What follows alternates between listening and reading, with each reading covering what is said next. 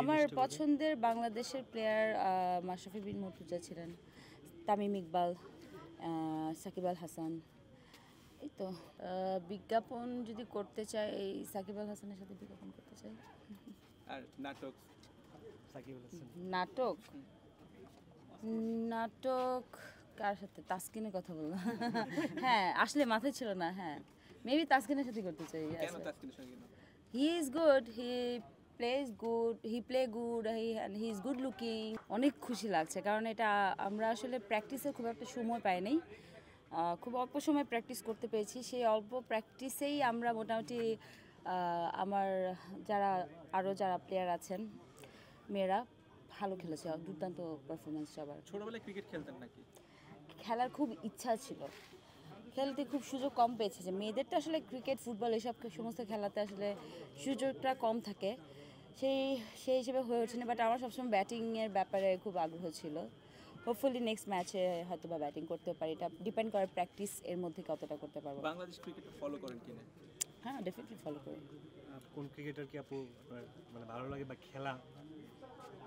আমার পছন্দের বাংলাদেশের প্লেয়ার মাশরাফি বিন মুর্তজা ছিলেন, তামিম ইকবাল, সাকিব আল হাসান।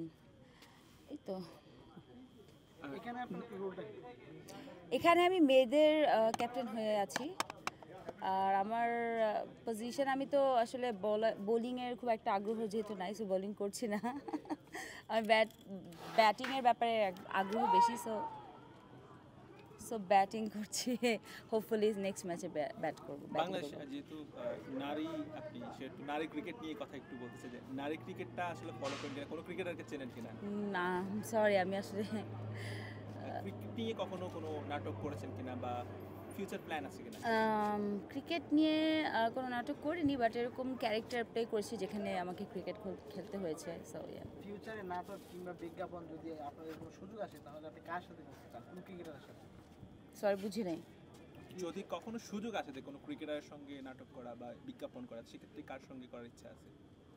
বিজ্ঞাপন যদি করতে চাই, এই সাকিব আল হাসানের সাথে বিজ্ঞাপন করতে চাই।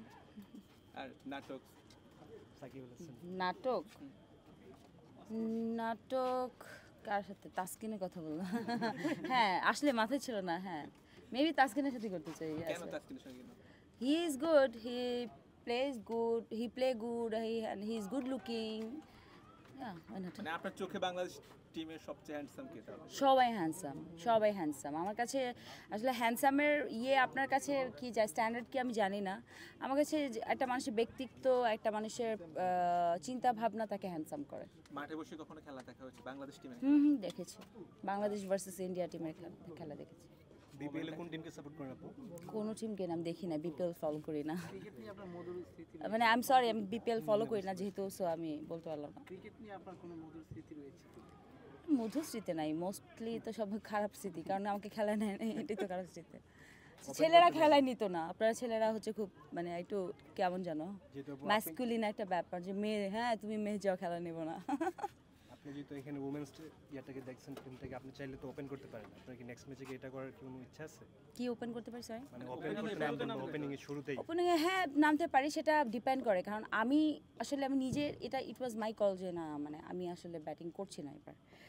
অংশু ভাইয়ের সাথে কথা বলে, বাসার সাথে কথা বলে আমার মনে হয়েছে যে আমি নট কনফিডেন্ট এনাফ। মাশরাফি আপনার প্রিয় ক্রিকেটার, ভালো বাংলাদেশের ইতিহাসে, ক্রিকেট ইতিহাসে সেরা ক্যাপ্টেন, তার কাছ থেকে অনুপ্রাণিত কিনা? হ্যাঁ, উনি মানুষ হিসেবে আমার মনে হয়েছে যে উনি মানুষ হিসেবে খুবই ভালো একজন মানুষ, এবং তার এথিক্যাল গ্রাউন্ড অনেক ভালো।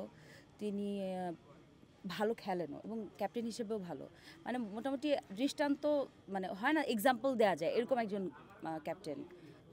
That's why he is my favourite. Bangladesh ক্রিকেটের এমন কোনো মোমেন্ট আছে যেটার জন্য আপনি কান্না করেছেন, অনেক বেশি কষ্ট মন খারাপ হয়েছে? আমার সবসময় এই জন্য, আমি একটা বড় কারণ হচ্ছে আমি কোনো মানে খেলা দেখতে খুব একটা না, যদি আমার পছন্দের টিম হয়, কারণ পালপিটেশন বেড়ে যায়। যে এখন যেমন খুব টেনশন আছে, ছেলেরা ব্যাটিং করতে গেছে, আমার মনোযোগ কিন্তু ওখানে। হ্যাঁ, আমি মনোযোগ দিতে পারছি না। আর আমাদের যতক্ষণ সময় আমাদের মেয়েরা তো মোটামুটি এক ওভার, এক বল বা 2 বলেই আমাদের খেলা শেষ হয়ে গেছে। আমাদের টার্গেট ছিল যতটুকু, আমরা তার মধ্যেই উইদাউট এনি উইকেট আমরা হচ্ছে, মানে উইকেট আমাদের একটাও পড়েনি, আমাদের খেলা শেষ হয়ে গেছে। So I was so tensed and nervous, but yes গলা ভেঙে গেছে চিল্লায় চিল্লায় and আমাকে কেউ থামাতে পারতেছে না, I am very much excited. Thank you. Thank you so much. এরকম ঢাকা